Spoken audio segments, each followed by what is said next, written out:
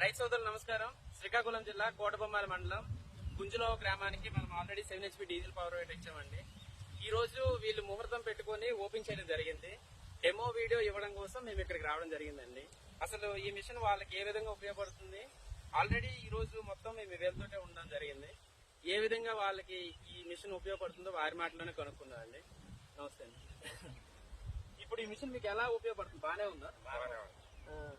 ఇంతవరకు ఎన్ని సెంట్లో లేదా ఎన్ని ఎకరాలు దున్నారు? ఇంతవరకు ఎంతవరకు అయితే ఈ రోజు దగ్గర 4 ఎకరాలు పుట్టారు. 4 ఎకరాలు చేశారా? అంటే ట్రాక్టర్ బాగుందా లేదంటే ఇది బాగుందా? ఇది బాగుంది.